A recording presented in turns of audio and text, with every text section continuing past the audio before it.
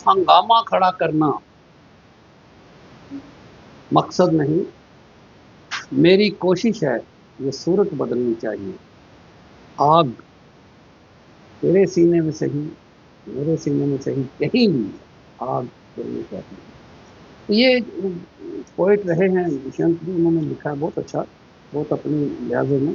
लेकिन उसका जिक्र कभी कभी आता है इन बातों के लिए कि साहब जब रेवोल्यूशनरी बातें, जब कोई एडवांस बातें, जब कोई प्रोग्रेसिव बातें करता है तो ऐसे जो बातें हैं वो भी जिन्होंने पहले तजर्बे किए हैं उनको याद आ जाती है, तो उस रेफरेंस में ये नहीं करें।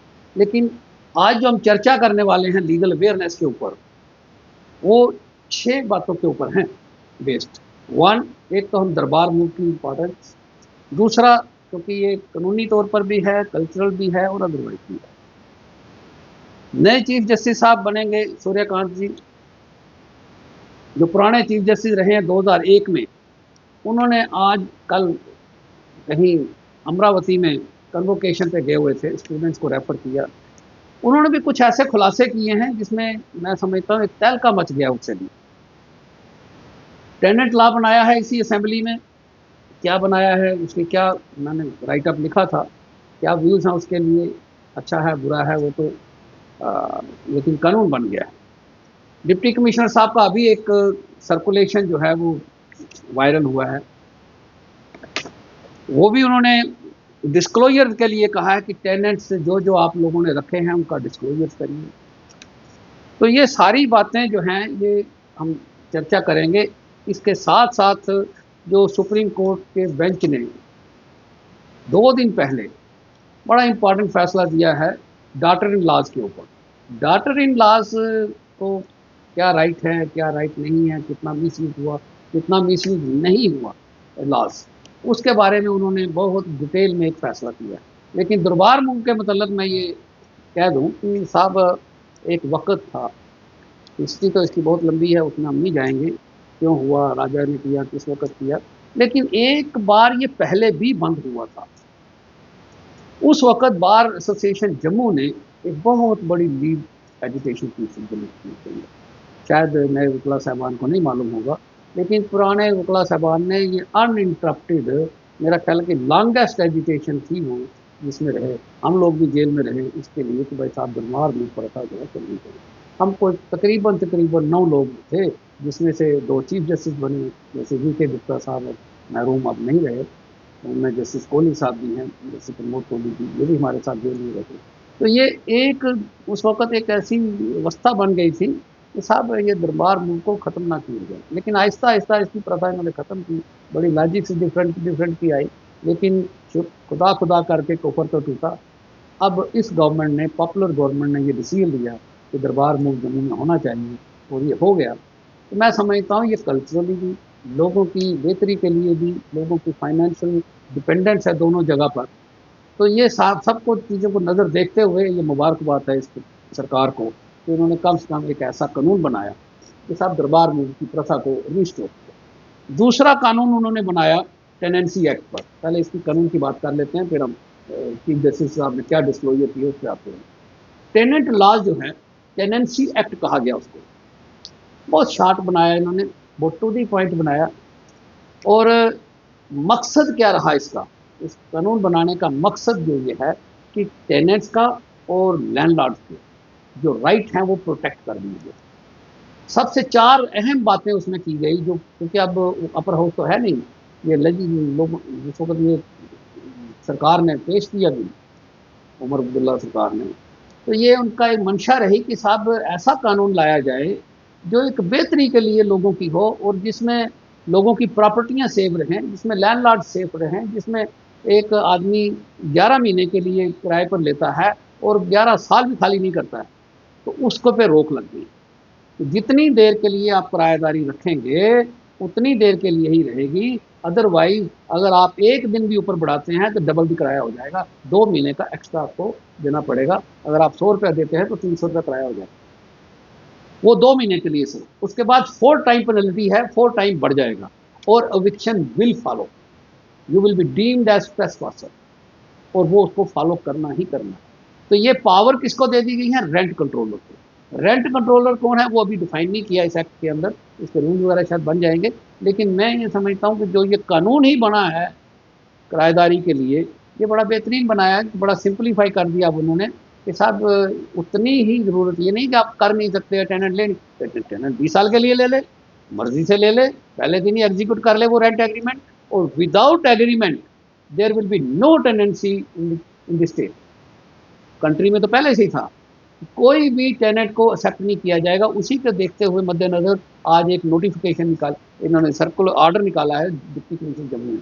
मैं थोड़ी सी 2-4 लाइनें पढ़ के बताऊंगा कि टेनेंट्स के लिए उन्होंने लिस्टें मांगी हैं हर लैंडलॉर्ड से, नहीं देगा तो it will B N offence and it will B attracting there liability, criminal liability also. उन्होंने ऑफेंस लिखा है कि साहब ये कौन से के तहत के हम कार्रवाई भी करेंगे आपके खिलाफ। तो ये क्या बात टेनेंसी के साथ उसको जोड़ा गया? टेनेंसी के है कि साहब एक तो हम स्टैंप ड्यूटियाँ बचाते हैं, एक हम गवर्नमेंट को चूना लगाते हैं कि साहब जो पैसा सरकार को जाना था वो नहीं जाता। अगर हमने 20 साल के लिए किराए पर लेनी है तो 20 साल का मैंने स्टैंप ड्यूटी देनी है ना, उसी किराए के हिसाब से, और उसी के हिसाब से किराया भी बढ़ना है। आप किराया 10 रुपये रखेंगे, 20 साल तक 10 रुपये थोड़ी रहेगा। इसी तरह से उन्होंने कहा है कि साहब अगर 11 महीने का रखा है, अब वो उस कॉन्सेप्ट 11 महीने, 1 साल या 2 साल सब खत्म कर दिया इस टेनेंसी एक्ट। टेनेंसी एक्ट के मुताबिक आपको जितनी ज़रूरत है उतनी ज़रूरत के लिए आपको किरायानामा लिखना पड़ेगा। बगैर किरायानामे के you will be deemed as trespasser, it will be deemed an offence, and आपको जो है वो जो कार्रवाई लिखी है उस कानून के अंदर वो आपके खिलाफ हो जाएगी। तो उसके तहत जो है प्रोटेक्शन आपको नहीं मिलेगी। टेनेंट्स को प्रोटेक्शन तभी रहेगी जब उसने रेंट एग्रीमेंट लिखा है इन राइटिंग, और वो कितने दिन के अंदर, 7 दिन के अंदर अंदर सबको करना है। ये डिप्टी कमिश्नर साहब का भी आगे आर्डर है कि जितने भी रेंट डीड हैं वो एसएचओ कंसर्न को दी जाए। मैं पढ़ के सुना देता हूँ क्योंकि तकरीबन या तो कोई किराएदार है, या किसी ने किराएदार रखा है, या किसी ने एम्प्लॉई रखा है, तो ये पूरी की पूरी डिटेल्स 1 हफ्ते के अंदर अंदर सबमिट करनी है as per the deputy commissioner order. और ये सारी ये 8 महीने तक लगातार रहेगा, लेकिन नहीं एक्सरसाइज करने पर आपके खिलाफ कार्रवाई होगी। ये जो लॉ लिखा है, मैं अपनी कोई तबसरा नहीं कर रहा हूँ, मैं सिर्फ इंफॉर्मेशन लीगल नॉलेज आपसे शेयर कर रहा हूँ कि साहब ये मैंडेटरी डिस्क्लोजर जो है वजारत रोड जम्मू से इशू हुआ है, ऑफिस डिप्टी कमिश्नर साहब का है। इन्होंने लिखा है mandatory disclosures of details of tenants. पहली तो उन्होंने मांगी टेनेंट्स कौन कौन है आपका और आप किसके टेनेंट हो। अगर आप ये डिटेल सबमिट नहीं करें, ड्यूटी उन्होंने लैंडलॉर्ड की लगाई है। लैंडलॉर्ड के पास अगर कोई ज़बरदस्ती रह रहा है, कोई टेनेंसी नहीं लिखी है, ये भी उसको लिख के देना पड़ेगा तो मेरे साथ इसका कोई एग्रीमेंट नहीं है। लिखा है whereas the senior superintendent of police Jammu has brought to the notice of the undersigned that there is an imminent need to conduct verification of tenants, domestic helpers and employees working in the private sector business establishment. ये तीसरी चीज को भी cover किया है कि दुकान के ऊपर मुलाजिम कितने हैं, आपकी एस्टेब्लिशमेंट कितनी है, जो भी है आपको ये एक्सरसाइज करनी पड़ेगी फौरी तौर पर। Whereas it is necessary that the measure be taken up to the landlords, property owners, business owners, commercial establishment, shop owners accountable before renting out, hiring workers, making available to their premises to tenant, domestic helpers, workers। तीनों categories के लिए honour की और landlord की duty लगाई है कि लिख कर दो, आप वहाँ पे फौरी तौर पर एसएचओ के पास जाके लिख के दो, या आप उसको एक अपने किसी भी परफार्मे पर लिख के भेजिए, रजिस्ट्री कर दीजिए, उसकी रसीद अपने पास रखिए। ये उन्होंने लिखा है। लेकिन इंफॉर्मेशन आप हाइड नहीं कर सकते। इंफॉर्मेशन आप टेनेंट्स के बारे में, वर्कर्स के बारे में, या डोमेस्टिक वर्कर्स के बारे में आप हाइड नहीं कर सकते। अगर करेंगे एक्शन विल फॉलो बिल्कुल। ये उन्होंने लिखा है बड़ा कैटेगरिकल।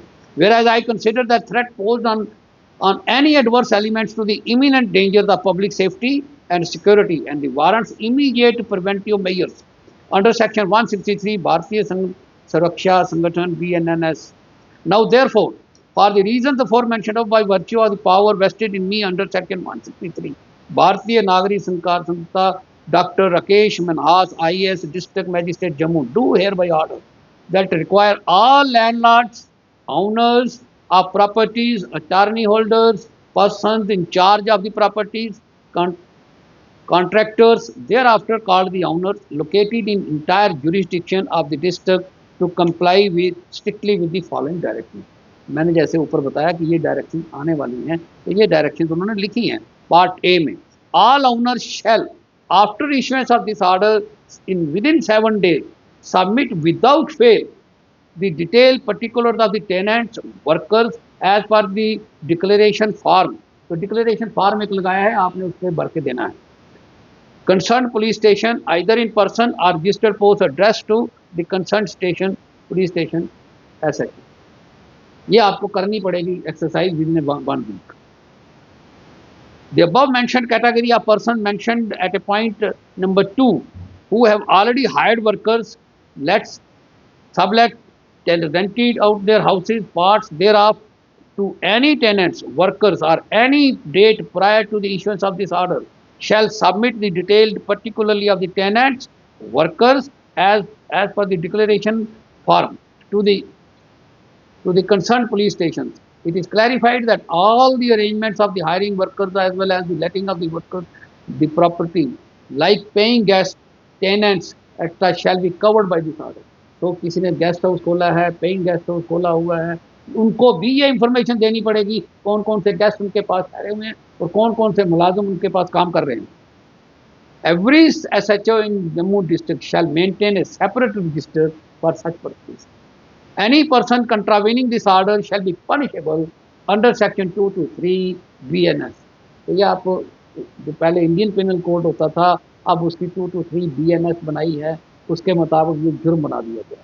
तो ये जुर्म जो है, आप अगर नहीं करना चाहते तो आपको सबमिट करना पड़ेगा, और करना चाहते हैं तो वो तो आपको कोई रोक नहीं सकता है. You can face the consequences. This order promulgated shall come into force on 31st of October. 3 हो गई है, 31 को ये ऑर्डर निकल गया है. And shall remain in force for a period of 8 weeks unless withdrawn earlier and subject to further extension or modification. Any contravention to this order shall attract legal consequences as contemplated under section 250 of भारतीय न्यायिक संगठन. तो ये एक आम जनता के लिए, ये वो फॉर्म मैं दिखा देता हूँ आपको, ये आप कलेक्ट कर सकते हैं कहीं से भी. तो ये फॉर्म जो उन्होंने रखा है कि आपको भरना है, पुलिस स्टेशन देना है. अगर आप नहीं जाना चाहते हैं, पर्सनली टाइम नहीं है, किसी मुलाजिम को भेजिए, किसी को भेजिए फॉर्म भर के. कितने मुलाजिम हैं आपके पास, कितने टेनेंट हैं, कितने अनरजिस्टर्ड हैं, कितने सब लेटिंग हैं, कितने आपके जो ट्रेस पासर टेनेंट्स हैं, जैसे भी आप लिखना चाहते हैं, डिटेल्स उन्होंने मांगी हैं, वो आप डिटेल दे दीजिए. लेकिन इन फ्यूचर जो कानून आया है उसके मुताबिक विदाउट रजिस्ट्रेशन आपको प्रॉब्लम हो जाएगी. हर टेनेंट को चाहिए कि अपने लैंडलॉर्ड से मिल के या तो एग्जीक्यूट करे या खाली करे. Thank you very much. इसमें एक बात सिर्फ मैं, जो रमन्ना साहब CBI ने कह दी, ये बहुत बड़ी बात कह दी उन्होंने, क्योंकि जस्टिस सूर्यकांत तो 24 को ले ही रहे हैं नवंबर को, बड़ी मुबारक है उनको. पंजाब से हैं, नागौर से हैं, बहुत लंबा टेनोर को तकरीबन मेरा ख्याल है उनको 21 साल तक मिला है जज करने का. तो तरह तरह के उन्होंने फैसले सुनाए, तरह तरह की उन्होंने एक्सरसाइज की. अब सबसे बड़ा उनके सामने चैलेंज है कि साहब पेंडेंसी को कैसे ख़त्म करना है, लोग जो दुख तकलीफ में हैं उनको कैसे ख़त्म करना है, टेक्नोलॉजी का फ़ायदा कैसे उठाना है. इसका भी राइटअप मैंने 3-4 दिन पहले दिया. अब जो रमन्ना साहब ने एक प्रॉब्लम बताई है, एक तो कोर्ट में हम सब ने वॉच किया, सोशल मीडिया पे आया कि साहब एक वकील उठते हैं, वो कोर्ट के अंदर जूता फेंक देते हैं. चीफ जस्टिस साहब पर बड़ी शर्मिंदगी है, बड़ा इस इंस्टीट्यूशन का बड़ा डैमेज हुआ है. तो ये शायद इरेपरेबल डैमेज होते हैं. ये कहने को तो चपल है, मारने वाला वकील है, लेकिन क्या बात हो गई कि एक्शन नहीं हो सका. क्या बात हो गई कि उन्होंने इतनी बड़ी यूनैनिमिटी कर दी. ये तो कोई या तो खुदा या कोई पैगंबर या कोई बहुत यूनैनिमिटी रखने वाला कर सकता है, कर दिया. लेकिन ये जो किस्सा दूसरा सामने आया है आज, एन रमन्ना, ये 2021 में हमारे चीफ जस्टिस इंडिया हुआ करते. इन्होंने एक प्रॉब्लम को टैकल किया अमरावती का, जो आंध्र प्रदेश की थी. तो वहाँ पर जो प्रॉब्लम थी, अमरावती को कैपिटल बनाना. अमरावती को कैपिटल जो थी वो चंद्रबाबू नायडू की उस वक्त गवर्नमेंट थी, तो चली गई. तो उसके बाद दूसरी गवर्नमेंट जब आई, जगनमोहन रेड्डी जी की, तो उन्होंने क्या किया कि इसको ट्राइफर्केशन में बदलने की कोशिश की, बदल दिया, ऑर्डर भी हो गए. तो उसमें जोशी का भी दखल था, रमन्ना साहब ने भी कोई ऑर्डर पास किए होंगे, तभी तो ये उन्होंने कहा ऐसी बातें. तो क्या हुआ कि वो कल उनको एक मौका मिला कहीं फंक्शन में जाने का, अमरावती की NVIT स्टूडेंट कन्वोकेशन थी वहाँ पर, तो यूनिवर्सिटी होगी या तो कॉलेज होगा, तो वहाँ पे उनका कन्वोकेशन का अवेलेबिलिटी और डेस्ट, उन्होंने वो खुलासा किया कि शायद पैरों तले से ज़मीन निकल जाती है शख्स को। चीफ जस्टिस इंडिया अगर ये बातें लिखता है, कहता है स्टूडेंट्स को, तो इसका एक असर होता है। बात जो मुंह से निकलती है असर रखती है, पर नहीं, विंग नहीं, पर नहीं, पर ताकते परवाज रखती है। तो जो बात उन्होंने अमरावती में कही मेरे तक भी पहुंची, बाकी तक भी पहुंची, आज मेरे जरिए आपको भी लीगल नॉलेज के जरिए आपको भी इसकी इल्मियत की क्या बात कही है। उन्होंने कहा जी कि उस गवर्नमेंट ने उस वक्त मेरे फैमिली के खिलाफ, मेरी फैमिली के खिलाफ दर्जनों के क्रिमिनल केस डाल दिए, FIR रजिस्टर कर दी, क्योंकि मैं अमरावती कैपिटल को सपोर्ट कर रहा था। ट्राइफरकेशन के हम लोग अगेंस्ट थे। तो कह लें मैं तब से था, जब से मैं स्टूडेंट लाइफ में था, तो हम अमरावती की कैपिटल बनाने में काफ़ी इसमें हम कहते रहे, या योगदान दिया होगा या कोई अपनी एक आइडियालॉजी होती है। लेकिन जब जुडिशल वर्क होता है तो जुडिशल वर्क में जो आर्डर होते हैं वो जुडिशरी ही चैलेंज, उसी में चैलेंज किए जाते हैं विद इन दायरा। लेकिन उसको चीफ जस्टिस जैसी शख्सियत को दबाने के लिए, जूता तो कोर्ट में चला ना, वो दबाना छबाना तो हमको पता नहीं वो किसी उसने किया, वो जो वीडियोज आ रहे हैं उनके, वो तो कोई एक्सटेनियस जो भी उन्होंने कहा वो अलग बात है। लेकिन ये जो चीफ जस्टिस साहब कह रहे हैं मेरी पूरी फैमिली को क्रिमिनल, फॉल्स क्रिमिनल केसेस में रजिस्टर कर दिया, अब पूरी फैमिली, वो कहते हैं उनको पता भी नहीं मैंने जुडिशल वर्क क्या किया, मैं क्या करता रहा, कैसे हमने काम किए। लेकिन वो कहते हैं क्योंकि गवर्नमेंट जो थी, जो नई आई थी जगमोहन की, ये खिलाफ थी इस बात के लिए कि अमरावती को कैपिटल बनाया जाए आंध्र प्रदेश। लेकिन उन्होंने ट्राइफरकेशन का ऑर्डर किया, तो ट्राइफरकेशन के खिलाफ फार्मर्स ने वहाँ पे एक एजुटेशन शुरू कर दी और बड़ी मूवमेंट चलाई उन्होंने। कहने लगे जी कि साहब वो फार्मर्स के अलावा किसी पॉलिटिशियन ने उस मूवमेंट को सपोर्ट नहीं किया, किसी ने भी नहीं किया। तो ये तो उनकी अपनी अपनी राय है, वेस्टेड इंटरेस्ट होते हैं, अलाइनमेंट्स होती हैं, याराने होते हैं जिस पर वो चलते हैं। लेकिन ये चीफ जस्टिस ऑफ इंडिया के खिलाफ, उनकी फैमिली और उसके बच्चों और उसके रिश्तेदारों के खिलाफ फॉल्स क्रिमिनल केसेस थानों के अंदर रजिस्टर हो जाने और उसको दबोचने की कोशिश करनी, उसको दबाने की कोशिश करनी, जिन्होंने ये बात आज दबे हुए लफ्ज़ों में कही, जाके स्टूडेंट्स को मौका नहीं मिला शायद, या तो उनको पहले पहले कहने का, तो उन्होंने जाके इतना कितना दुख दर्द रोया होगा कि साहब अभी तक हम फेस कर रहे हैं। ये चीफ जस्टिस इंडिया की हालत है, वो कैसे इंसाफ दे सकेगा। ये जो जो ट्रैवल करती है बात कि साहब गवर्नमेंट ने इतनी विंडिक्टिव होती है कि गवर्नमेंट ने कोई काम होने ही नहीं देती, या कोई करने को इंडिपेंडेंस ऑफ जुडिशरी कहने को, तो जब ये कुछ करता है तो उसमें उसको कितना सहना पड़ता है, ये आप देखिए। तो ये तो अन्ना साहब बड़े ऑनेस्ट चीफ जस्टिस इंडिया रहे हैं, इनका एक बड़ा किरदार रहा है, बड़ी स्टूडेंट लाइफ से ही ये सब कुछ देखते आए हैं। लेकिन ये बात आप देखिए कि जो वो कह रहे हैं कि मेरे खिलाफ तो फॉल्स केस है मेरी फैमिली के खिलाफ, और आज तक इंटिमिडेट किया जा रहा है, फोर्स किया जा रहा है, हरास किया जा रहा है, हम इसको हमारी देसी भाषा में लोहे के अथरू रुलवा दें, तो लोहे के अथरू उनको रुलवा दिए, तो कैसे कोई इंडिपेंडेंस ऑफ जुडिशरी का ख्वाब ले सकता है कि साहब इंडिपेंडेंस ऑफ जुडिशरी रही। तो इतनी इंटिमिडेशन फेस करने के लिए बोल्डनेस आफ्टर रिटायरमेंट, तो वो आज तक कर रही हैं। आफ्टर रिटायरमेंट उनको 4 साल हो गए, कहते अब जाके 2024 में अमरावती का इशू सेटल हुआ। लेकिन लीगल फ्रेटर्निटी के कुछ लोग, उन्होंने प्रेस की है कि वो आगे आए, उन्होंने इस इशू को उठाया और इस इशू को रिजॉल्व भी करवाया कि जो ट्राइफरकेशन थी उस इशू को डायल्यूट करवाया और ख़त्म करवाया। आज वो दी एंड हो गया, उसी गवर्नमेंट का भी दी एंड हो गया क्योंकि चंद्रबाबू नायडू की गवर्नमेंट आ गई। तो ये इसका मतलब है कि जुडिशरी को भी नहीं बख्शा जाता है ऑन एक्सटेनियस कंसिडरेशन, जजों को भी नहीं बख्शा जाता है, चाहे चीफ जस्टिस इंडिया जैसा भी जाना हो। ये तो एन मन्ना तो चीफ जस्टिस इंडिया रहा, मुनसफ नहीं रहा, तो यहाँ पर क्या हालत होगी फिर। ये तो इंटरनली हमको नहीं पता कि ये क्या फेस करते हैं, क्या फेस नहीं करते हैं। लेकिन अगर ये शख्स इतनी बड़ी शख्सियत, हिंदुस्तान का अजीम इतना बड़ा मुल्क, उसको इतनी परेशान किया गया, उसको ऐसे हर हथियार से परेशान किया गया, ये तो खुद लिखेंगे। शुक्रिया, मेहरबानी, चर्चा हम जारी रखेंगे।